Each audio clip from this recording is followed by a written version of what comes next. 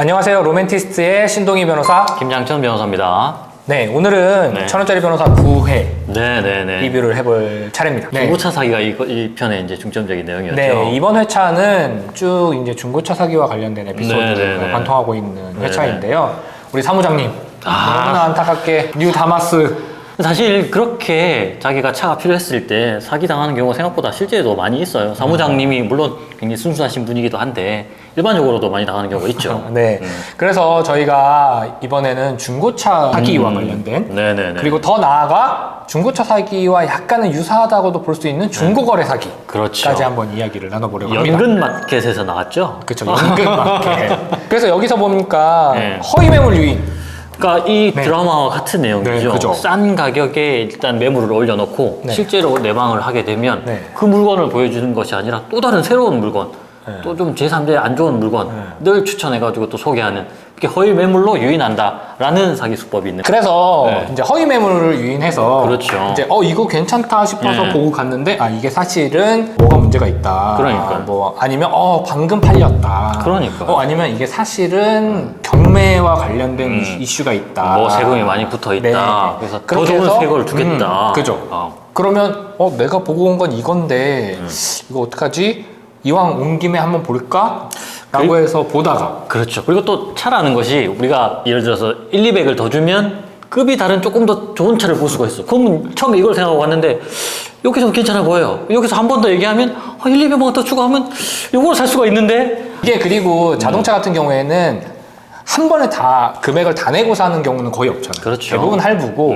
근데 그 전체 금액을 막 60개월 이상의 할부로 쪼개서 생각하다 보면 월 납부금이 얼마 차이 안 나게 느껴질 수 있거든요. 그렇죠. 뭐 술한번 안 먹으면 돼. 하루에 커피 한 잔씩 안 먹으면 되잖아. 그렇게 하면 시작되는 거예요. 그리고 어쨌든 나의 생명과 직결되는 거다 이거는.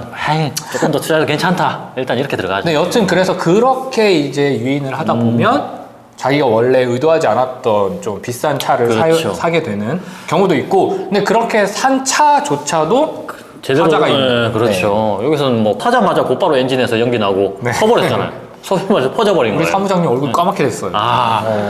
그걸로 지금 애기 로봇도 사주고 해야 되는데 좀 큰일 났습니다. 심지어 그 정비복 입고 가셨는데. 정비보이 너무 새거 기름때를 좀 묻히고 왔었어야 됐는데. 그리고 용어 중에 네다바이라는 예. 용어가 있다고 말씀 주셨어요. 맞습니다. 그게 네. 뭐냐면 약간 뭐 중고차 업계 은어로 쓰이는 건데 일본어인데 네. 남을 이제 교묘하게 속이는 거예요. 네. 속여서 이제 금품을 갈취하는 건데 이런 거죠.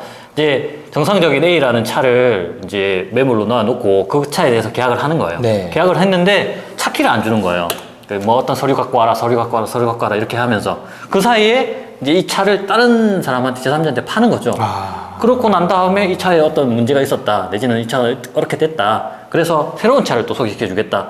허위 매물 유인과 약간은 비슷하지만 조금 유형이 다른 그런 네다바이라는 또 이런 사기가 유형이 있습니다. 이게 진짜 중고차 시장이 워낙 또 크고, 맞습니다. 그래서 중고차라는 것이 중고 물품으로 살 수 있는 그 금액대 중에 굉장히 높은 높죠. 금액대의 물건이기 때문에 사기를 특히 조심해야 된다. 맞습니다. 그리고 나서 이제 천 변호사가 이제 막 물어보잖아요. 어디 가서 계약을 했냐, 그 대표 전화번호는 있냐, 막 이것저것 물어보잖아요. 네. 우리가 이제 중고거래 사기를 당했다, 중고차 사기를 당하지 않기 위해서 우리가 이제 어떤 점들을 조심하는 게 좋을지. 자, 여기서 그러면 핵심인 중고차 사기 그렇죠. 어떻게 하면 피할 수 있는지 그렇죠. 그 얘기를 한번. 우리 입장에서는 차량을 매수하려고 하는 입장에서는 반드시 판매자의 인적 사항을 확인해야 되겠죠. 판매자가 사업자 등록증이 제대로 되어 있는지 이게 제대로 자세히 살펴봐야 됩니다.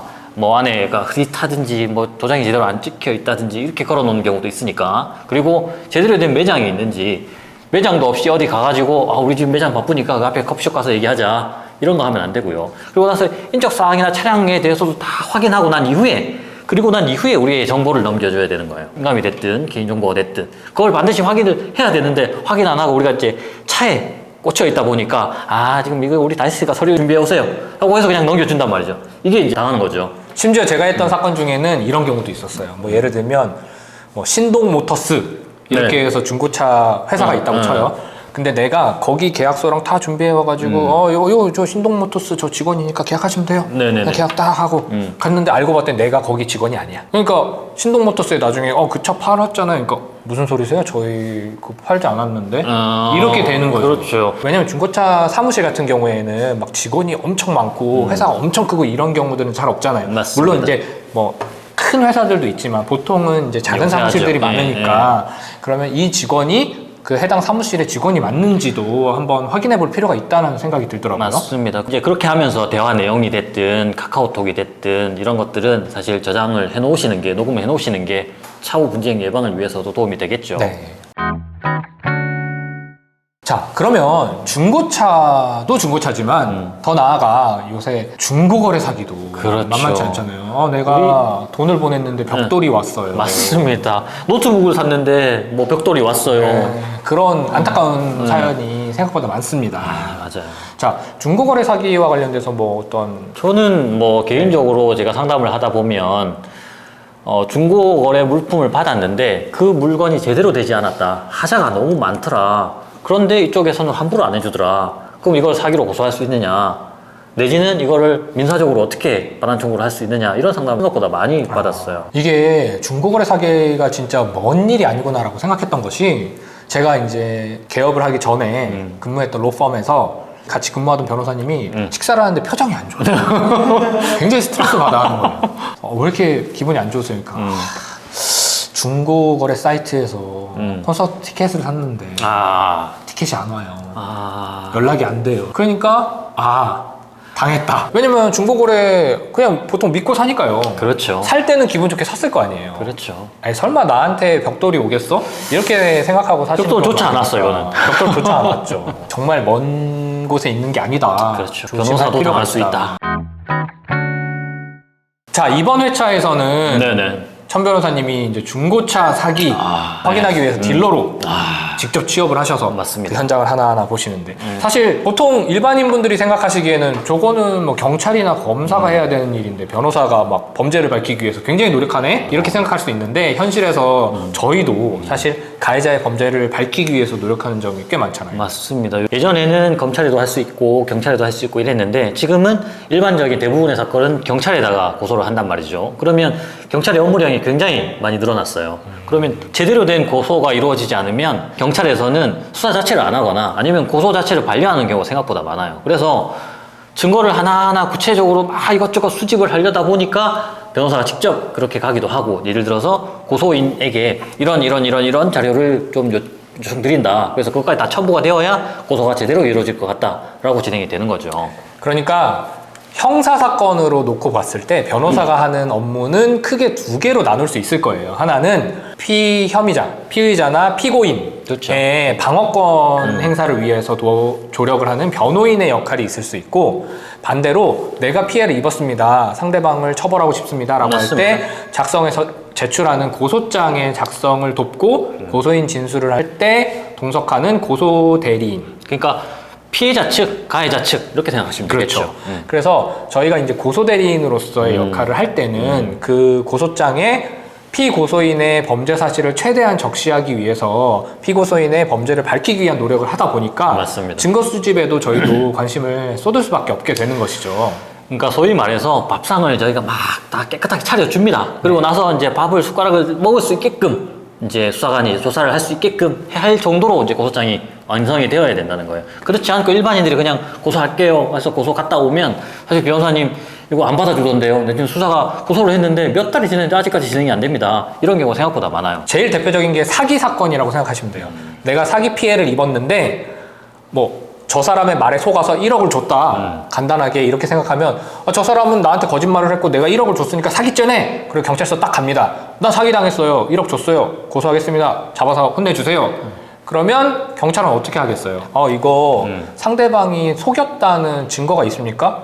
그거는 얘가 사기꾼이니까 경찰이 알아서 밝혀주는 거 아닙니까? 라고 하시는 분들이 굉장히 많거든요. 근데 사실 그렇지가 않아요. 맞습니다. 그러니까 우리가 메신저라든지 통화 내역이라든지 주변 사람들의 진술이라든지 아니면 여타 다른 여러 가지 증거를 최대한 모아서 이 사람이 이렇게 나에게 기망을 했고 그렇죠. 나는 돈을 뭐 1억 원을 보냈다, 뭐 계좌이체라든지 뭐 그런 증거들을 다 확보해서 정리를 해서 제출해야 맞습니다. 실제로 수사가 진행되는 거죠. 수사관들은 형사상 그 구성 요건이라고 하죠. 사기죄 같으면 기망행위가 있었다. 이로 인해서 내가 재산적인 피해를 입었다. 상대방은 뭐 이득을 얻었다. 이런 내용들을 하나하나 끊어서 확인을 합니다. 그 부분에 관련해서 우리가 법적으로 이거는 판례가 이렇게 되고 이거에 대한 상대방의 기망행위는 이런 것들이 있었다라고 정리를 해 나가는 거죠. 그러면 그럴 수 있겠구나라고 하고 그 다음에 고소인을 먼저 부릅니다. 그래서 고소인 조사를 변호인과 함께 하게 되고요. 그 이후에 이제 가해자, 피의자를 부르는 거죠. 그래서 가해자가 조사를 받게 되고 이 과정에서 가해자가 혐의를 부인한다. 이러면 대질 조사가 이루어지기도 하고 혐의가 인정되면 검찰로 넘어가서 이제 구약식 내지는 구공판 처분이 되는 거죠.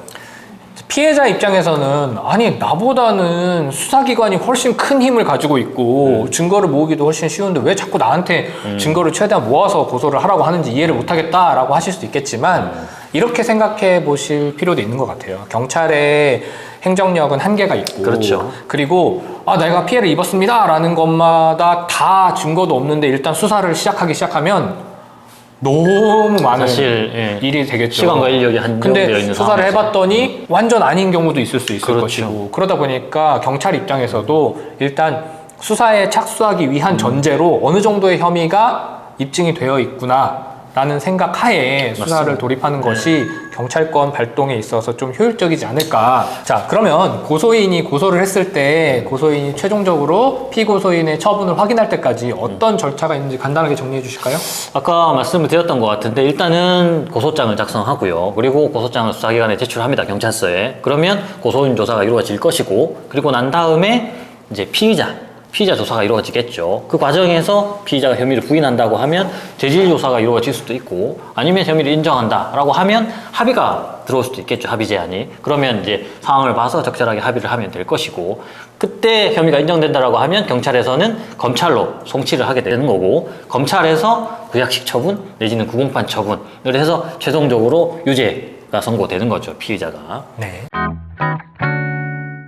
자, 그리고 네. 사실 이 드라마를 보면서 저희가 함정수사라는 단어를 사실 언급을 했는데 어떤 네네네. 거였냐면 지금 천 변호사도 그렇고 이제 검찰에서도 어떤 이런 환경을 만들어 놓고 그렇죠. 유도해서 현장을 덮치는 여기 같은 경우는 이미 중고거래를 하고 있었는데 그 기회를 제공을 하는 그런 경우에 해당하는 거죠. 사실은 정확하게 보면은 함정수사라고 보기 어려운 면도 있긴 있어요. 그렇죠. 왜냐면 이거는 이미 어느 정도 누구한테 팔기로 했고 다 이런 상황에서 그냥 우리가 사러만 간 거니까. 네네. 근데 아주 전형적인 함정수사는 사실 마약 그렇죠. 범죄 같은 경우. 마약이나 성매매 같은 성매매 경우가 같은 많죠. 거에서 이제 수사기관에서 마약 사고 싶습니다 이런 글을 올려놓고 이제 마약을 판매하러 오는 사람을 검거한다든지 뭐 성매매 뭐 글을 올린 다음에 성매수인이 오면 검거한다든지 이런 경우가 아마 전형적인 맞습니다. 함정수사가 되겠죠. 예. 근데 이제 함정수사도 보면 두 가지로 맞습니다. 나눌 수 있죠. 지금 말했듯이